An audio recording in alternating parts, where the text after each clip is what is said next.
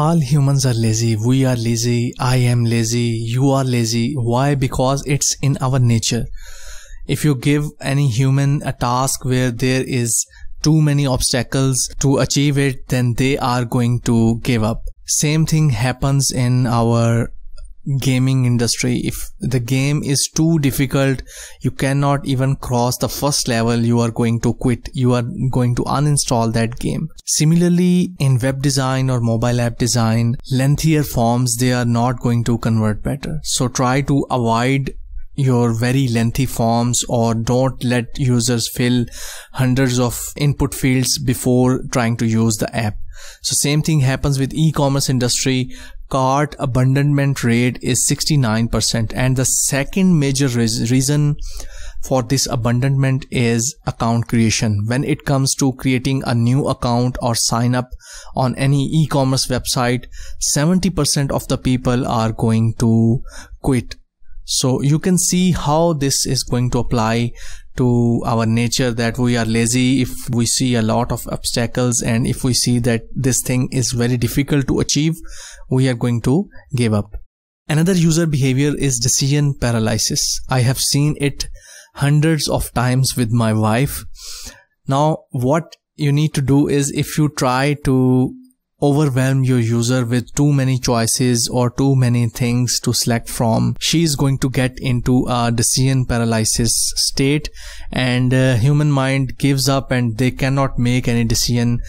There was a research on decision paralysis. How it happened is, a researcher, he puts like 7 or 8 different flavors of jams on a shelf and let the users make the decision.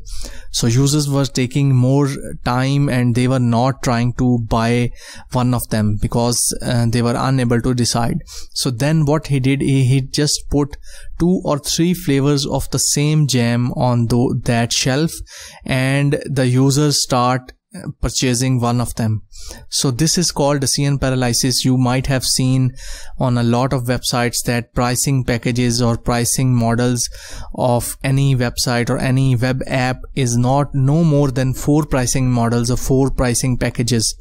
Why is that? Because they don't want you to get into a decision paralysis. Now, to avoid this decision paralysis, you need to give users few options to choose from. There is one more behavior I want to share with you, which is mostly people do, is they don't read, they scan. This happens on any digital device, any website, any e-commerce site. People, our eyes and minds are wired to scan for the goal we are looking for. So if we are looking for something, we are going to scan, we are not going to read. Okay, so there are 2 scanning patterns. One is Z pattern and one is F pattern. I am going to show you both of the example images in the next lesson. Right now, just keep in mind that there are 2 patterns for scanning information. Z, it moves our eyes in Z pattern, and F is that we normally see the websites or patterns in a F shape. Every human being makes mistake. Even if your app scores 100% on usability scale, that it is perfectly usable, there is no problem with it, then still users will make mistakes. So if you think that your app is very easy, very intuitive, still the users are going to make a lot of mistakes. So there are 2 ways to limit it.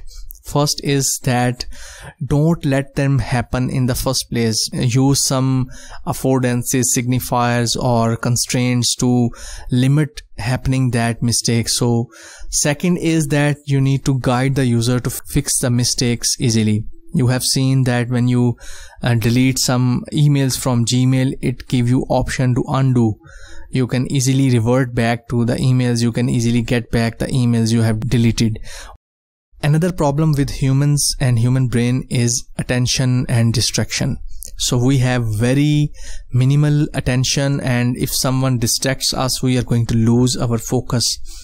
So you need to always put the burden away from the user's brain, or it is called, you need to lower the cognitive load from the user. Okay, so you can see the example is Google search term prediction. When you start typing something, Google is going to give you some suggestions. So it is easier for you that you don't need to type the whole line. You just need to click on the suggestion and it is going to search for you. I will show you some examples of this human behavior in the next lesson. Now let's move on to the next lesson.